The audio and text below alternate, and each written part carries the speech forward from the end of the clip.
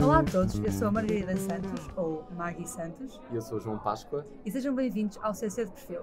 Este é o meu primeiro episódio aqui como locutora oficial do CC de Perfil. Estou muito entusiasmada para começar este projeto e acho que vai correr muito bem. Antes de tudo, só vos queria pedir um bocado de desculpa pelo barulho. Se estiverem a ouvir muito ruído, nós estamos a gravar à hora do almoço. Exato. Portanto, está aqui muita agitação na cantina. Vamos gravar mesmo ao lado da cantina, é o nosso estúdio. Mas vamos passar agora para o que importa. No episódio de hoje temos connosco um nome conhecido por muitos de vocês, a Teresa Beirão.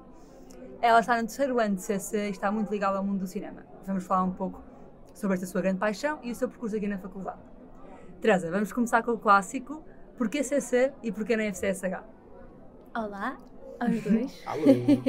Muito obrigada por me terem convidado, antes de mais. Obrigado. Eu fiquei muito contente com o vosso convite e apesar de estarmos aqui nestas condições hoje interessantes que são aqui a hora do almoço na faculdade, eu acho que até vai dar um episódio, Sim. um episódio engraçado. Eu ouvi todos os vossos CC de perfil, portanto sinto-me pronta. Vou corar.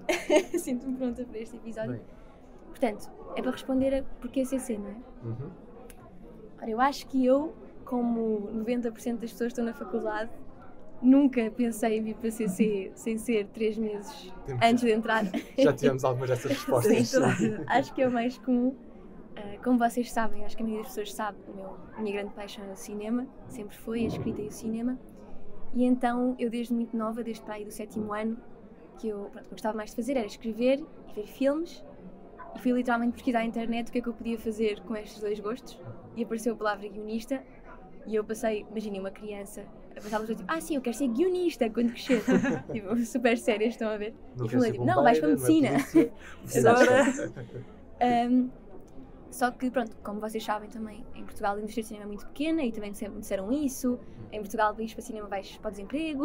Pronto, eu acho que é normal com qualquer uma das artes em Portugal, mesmo quem queira pintura, música, qualquer género de arte em Portugal, há um bocadinho essa resposta. E então eu sempre me imaginei a ir para fora estudar cinema, nomeadamente para os grandes dois nomes, Nova Iorque ou LA, não é? Mais Nova Iorque, que é uma cidade que eu gosto muito. E então todo o meu percurso académico até ao secundário, incluindo o secundário, foi muito na perspectiva de pensar que eu ia para fora estudar quando chegasse à altura da faculdade.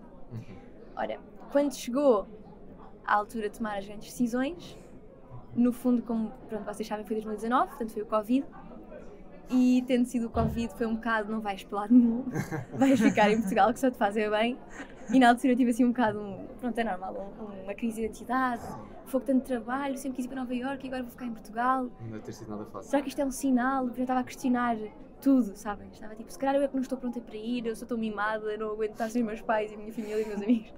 Pronto, e na altura, em Portugal, há 3 hipóteses para ir para cinema grandes, que é a Escola Superior de Teatro e Cinema, a Lusófona Curso de Cinema e Ciências da Comunicação, vertente de cinema. Na altura eu achava que eram as 3 hipóteses que eu poderia seguir, porque para mim estar um ano sem fazer nada era absolutamente impossível.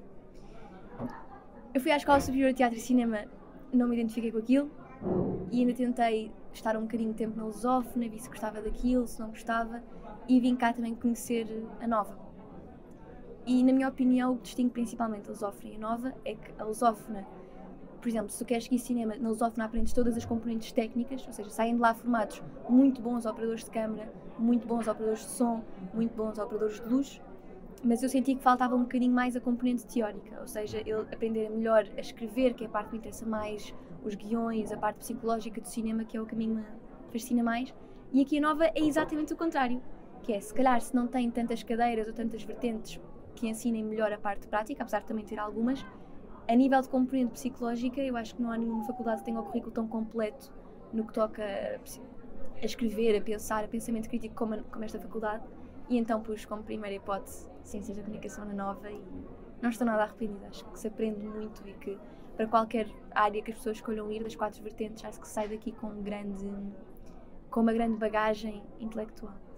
Mas agora que no fim do dia escolheste mesmo CC na FCSH, o que é que estás a achar? O que é que achaste nestes últimos 3 anos do curso, da faculdade, tudo isso? Qual é a tua opinião?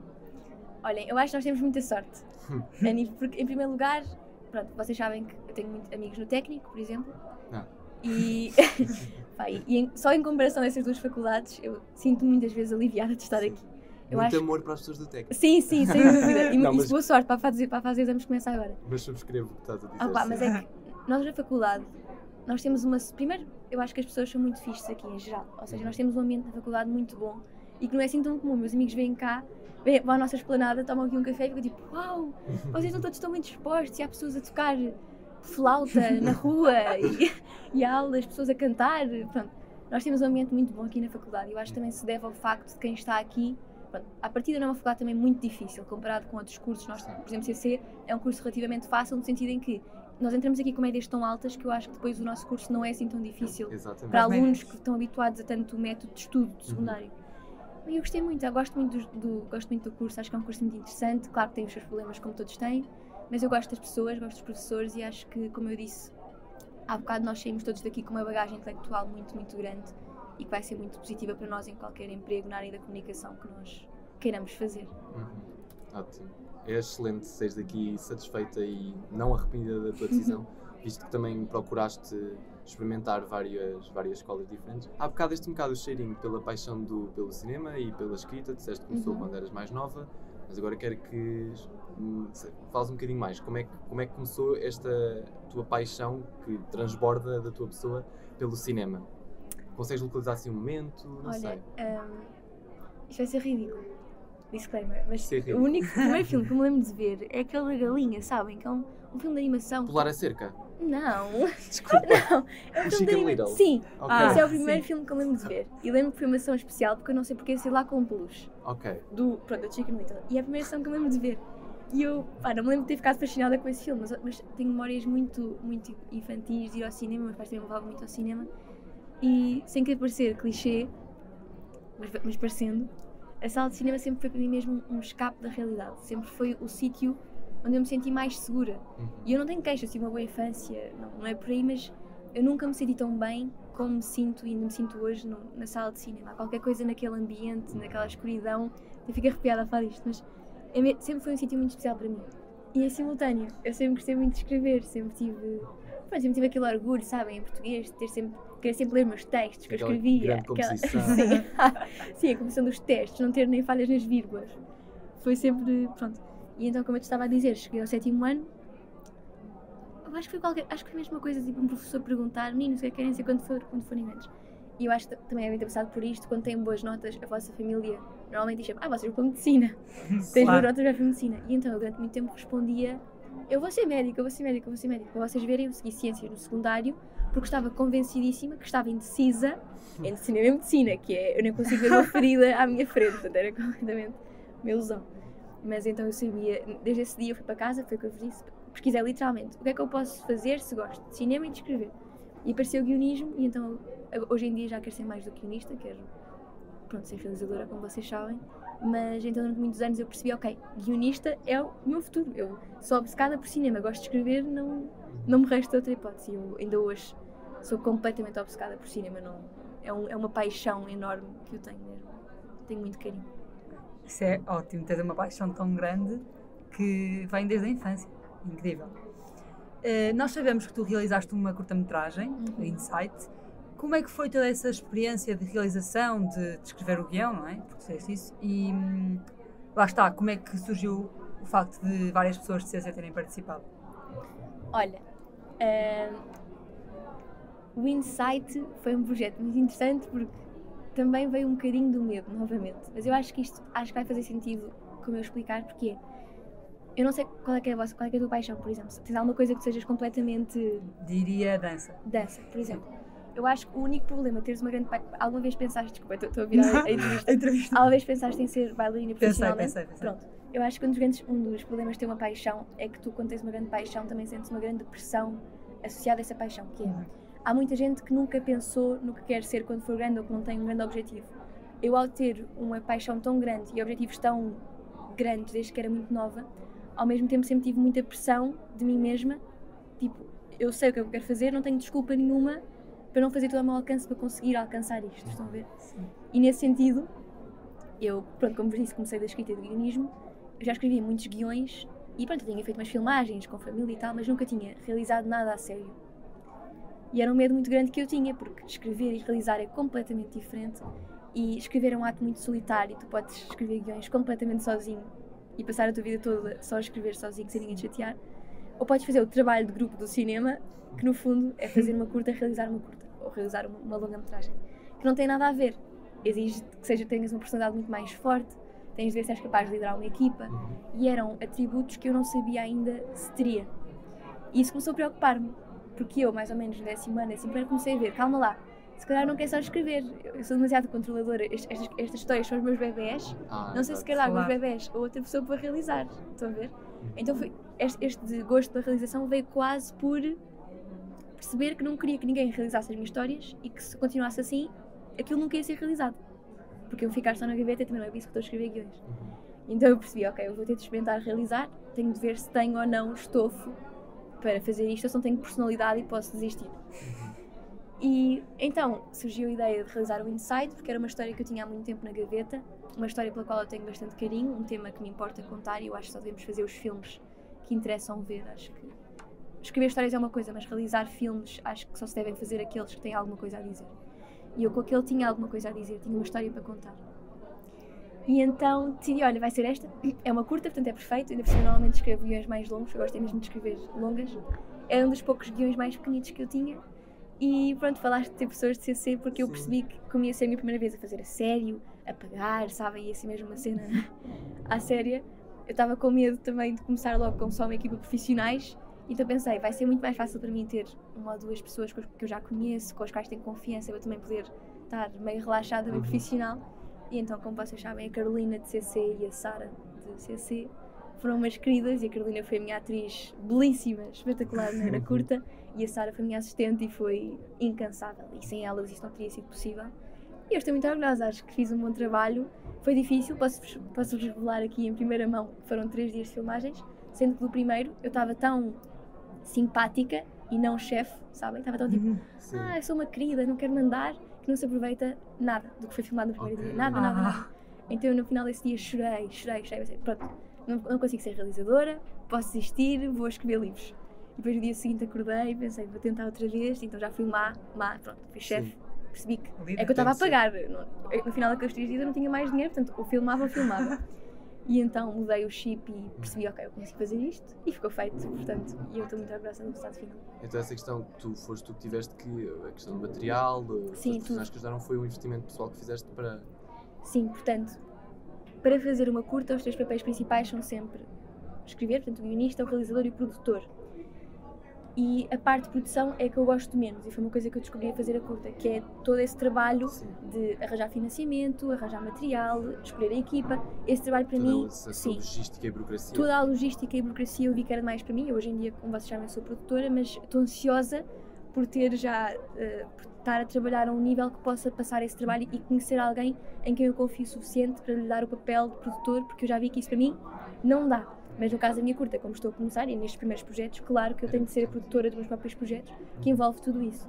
Eu investi do meu dinheiro para a curta também, claro, mas depois tive sorte porque eu estava em contacto com algumas fundações, porque o tema da curta está relacionado com a saúde mental, em específico com a esquizofrenia, e tive sorte porque uma fundação que agora, hoje em dia, me é muito querida, que é a Fundação Ramon de Sousa, aceitou investir neste projeto e, portanto, para a pós-produção, eles financiaram a pós-produção da curta-metragem, portanto, o dinheiro veio deles.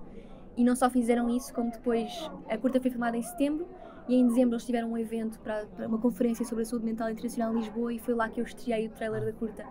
E fui lá falar e foi espetacular. Então, hoje em dia mantemos-nos em contacto e eles ajudaram-me imenso. Numa altura em que eu ainda não tinha trabalho como realizadora nenhum para mostrar, portanto eu podia ser uma impostora, e eles confiaram em mim e eu fiquei muito grata.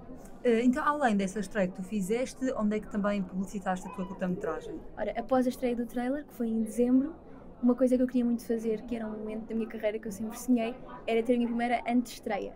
Que não sei se sabe o que é que significa uma antestreia versus estreia.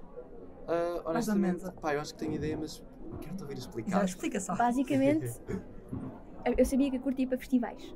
Ou eu queria que ela fosse para festivais, para também pôr o meu nome um bocadinho aí à volta. E então não podia estrear oficialmente a curta em Portugal, porque os festivais exigem... Há certos festivais, consoante o seu tamanho, que exigem ser a estreia da curta. Então se eu estreasse em Portugal, isso fecharia muitas portas internacionalmente. Então o que tu podes fazer legalmente é entre estreias, que é literalmente a mesma coisa, só que em vez de ser aberto ao público, tem de ser por convite. Ou seja, uma antestreia é uma estreia fechada, no fundo. Foi em Alvalade, não foi? Foi em Alvalade, em fevereiro. E então era uma coisa que eu queria muito fazer, até porque tive tanta gente ao longo do meu caminho que sempre acreditou em mim, que me apoiou, e a equipa, e eu queria muito ter esse momento de mostrar a curta às pessoas que estavam envolvidas, que me tinham apoiado, professores do secundário, sabem? E então a antestreia possibilitou-me isso. E depois fiz mais uns arranjos na pós-produção, e em junho ou julho a curta começou para os festivais e começou o seu chama-se Circuito de Festivais, que é as curtas andam aí pelo mundo, envia-se para vários festivais e esperamos que sejam aceitos em alguns e ganhem os prémiositos. E eu tive sorte que a minha curta, nos seus primeiros 2 meses de circulação, que foram julho e agosto, teve várias seleções, ganhou alguns prémiositos. Parabéns! E fiquei muito contente porque já tinha tido alguns reconhecimentos como guionista, mas nunca tinha tido como realizadora. Acho que o prémio mais especial que eu ganhei foi melhor jovem realizadora num festival que é o num festival que é o Paradise Film Festival, e também ganhei melhor novo realizador num que é o Fox International Film Festival. Aí ganhei melhor jovem realizador e melhor curta.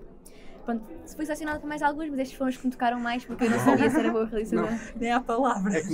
Pronto, vocês não conseguem ver porque isto é em formato áudio, obviamente, mas eu e a Maggie estávamos tipo a olhar um para o outro no estilo uau! Não, mas isto é muito especial para mim, sabem? E todos os festivais com que eu tenho estado em contacto e que me selecionaram e que me deram algum prémio, tem sido um grande gosto e tenho tido ótimas comunicações com os festivais, tem sido uma experiência mesmo muito positiva. Ainda por cima, como vocês também devem saber, sendo esta a minha estreia na realização, eu estava muito nervosa. Claro. Toda a gente podia desistir, podia não ser selecionada para nada. Então eu já tive 1, 2, 3, 4, 5, 6, 7, 8, 10 seleções e 5 prémios concretos, e tem sido muito positivo até para o meu ego de realizadora. Ótimo. E para sentir que posso realmente continuar a fazer isto. Excelente. E lá está, que portas é que esta curta te abriu, assim, internacionalmente? Posso falar dos festivais, é que eu pude ir com a curta, pronto. Principalmente uma coisa que, como eu estava a explicar, tendo só guiões, faltava muito no meu currículo esta questão de ter uma coisa realizada, porque a escrita, novamente, apesar de ser uma coisa muito importante, para mostrar, por exemplo, a investidores, a produtores, a companhias, a quem está disposto a dar dinheiro para fazer cinema, muitas vezes não é suficiente. E ter coisas realizadas, ter filmes, ter mesmo anúncios, ter curtas, facilita muito provar que consegues fazer alguma coisa, como acho que conseguem compreender. E pronto, as portas mais entusiasmantes que isto me abriu este ano, como vocês sabem, foi graças a fazer a curta e eu consegui pôr a curta no IMDb, que é a base de dados de cinema mundial, e isso deu-me credibilidade. Ela tem perfil do IMDb. Perfil não tenho, que é preciso pagar para ter perfil da pessoa, Okay. Mas a curta tem perfil. Eu só apareço lá como realizadora do Inside. Ok.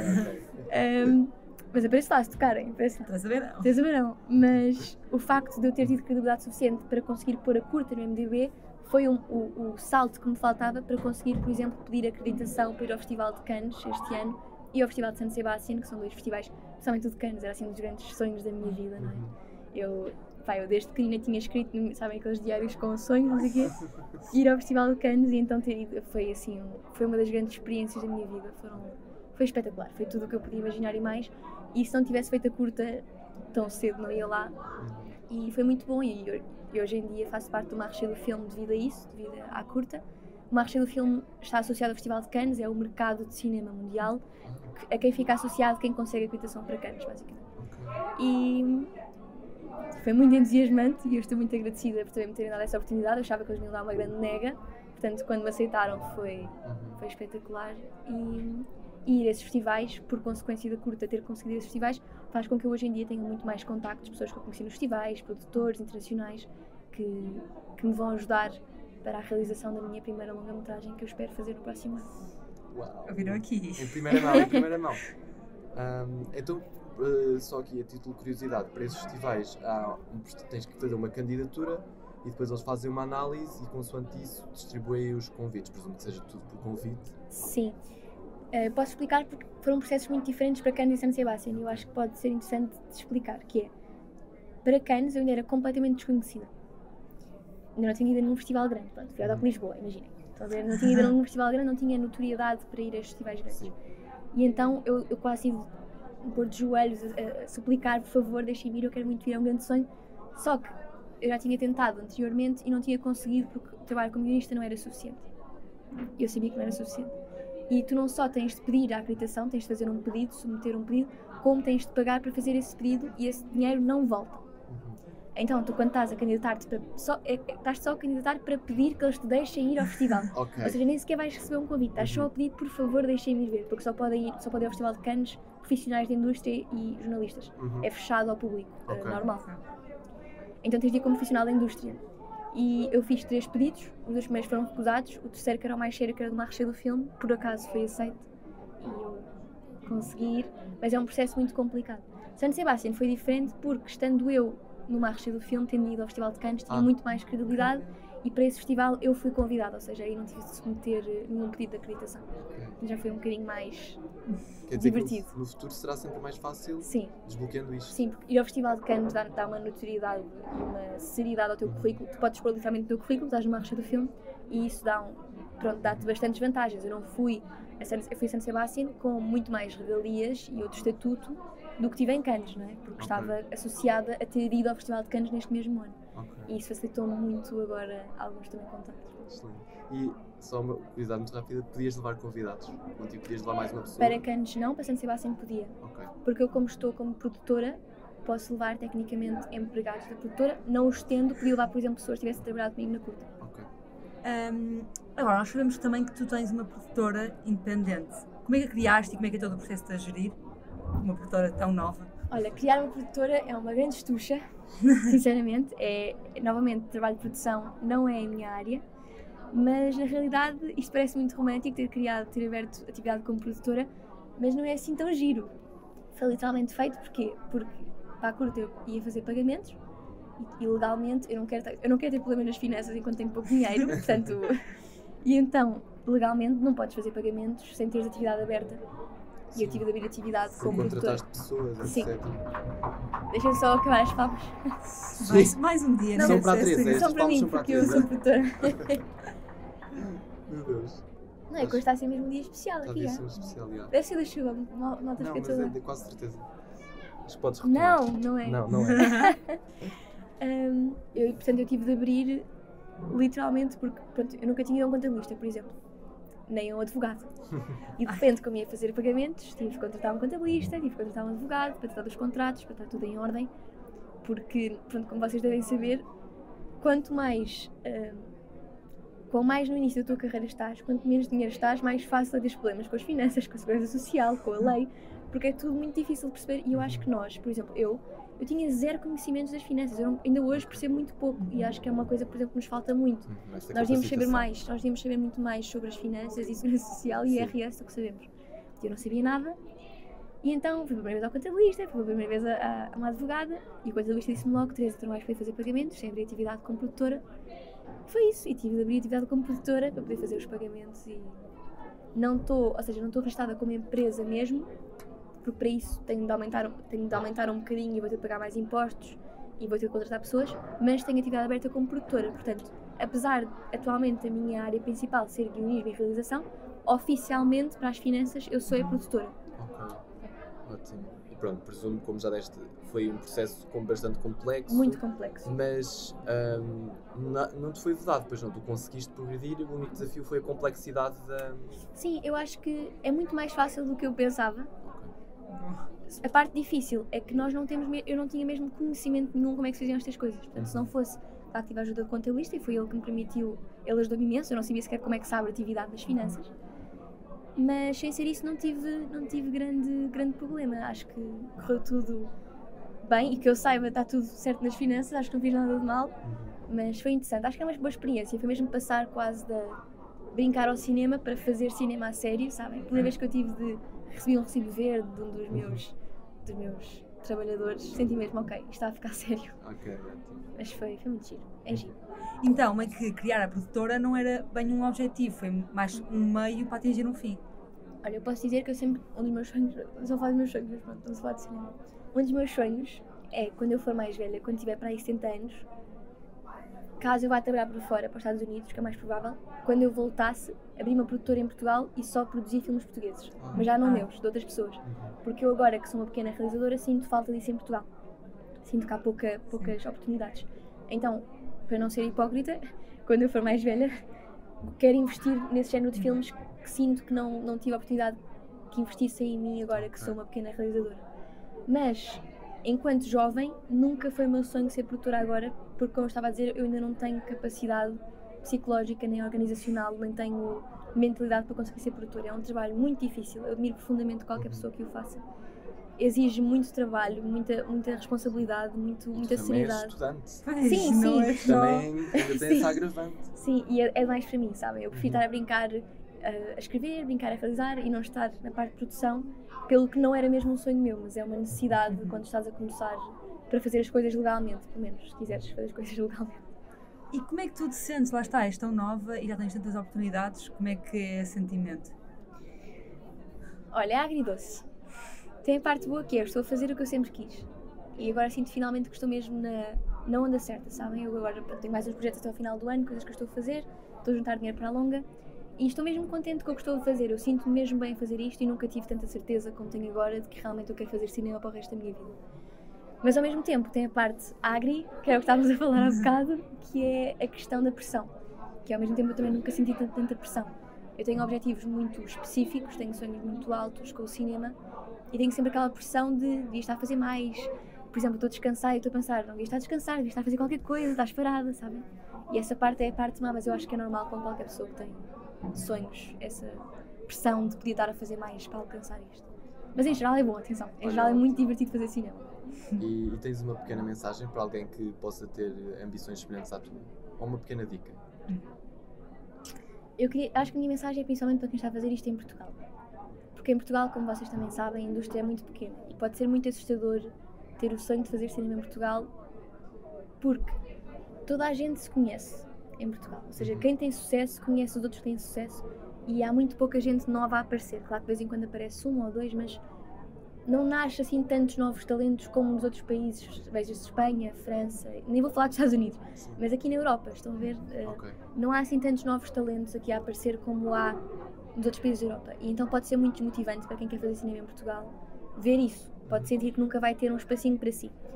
E a dica que eu quero deixar, que foi uma coisa que eu sempre pensei, que é o que me mantém sã quando eu estou a ficar mais tensa, é que eu acredito genuinamente que se tu tens uma paixão, no caso por cinema, mas qualquer outra qualquer, se tu tens uma paixão e se gostas mesmo daquilo, vai haver sempre um espacinho para ti.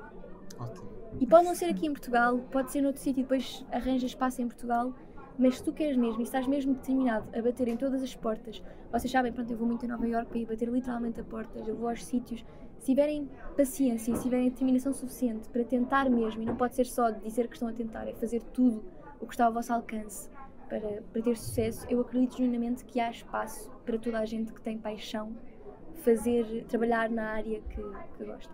Ótimo. Inspirador. Não, isso é excelente, é muito poderoso o que acabaste de dizer. Olha, eu agora, na semana passada, no episódio da semana passada, eu surpreendi a Maggie com uma questãozinha. Sim. E agora estava a pensar que nós poderíamos implementar isso aqui no podcast. Sim, sempre. E eu queria-te pedir para tu nos fazeres uma pergunta a nós. Deixa-me pensar. Assim, à pressão. Deixa-me pensar. Vocês vão começar a vir preparadas para este Espera, desafio. já perguntei a Pois Maggie é. qual é que era a Olha, tu paixão foste a dela. primeira vítima. Do quê? Deste desafio? Deste Não, foi a desafio. Maggie? Foi Maggie, mas Sim. o episódio ainda não saiu. Da Maggie sai agora, hoje às 6. Breaking the Sem Fourth ver Wall. agora. Yeah. Pois então não serviu de nada eu ter ouvido todos os vossos cedo de perfil. Ora, deixa-me pensar. Não, serviu, atenção, vão todos ouvir, são todos maravilhosos. Eu gostava de saber porque é que me convidaram. Ok.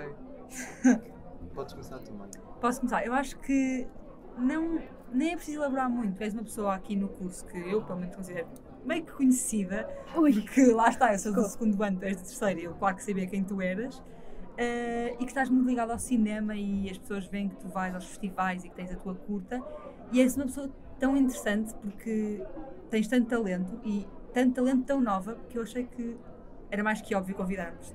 Exato. Para dizer aqui. E adicionando só o que ela Maggie. disse. Lá está, e para além de tudo o que a Maggie disse, que é verdade, é também essa questão, eu vejo muito em ti, é o teu foco e o teu empenho.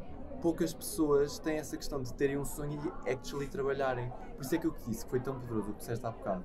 De tu tens uma ambição e tu estás literalmente a bater a portas para atingir isso.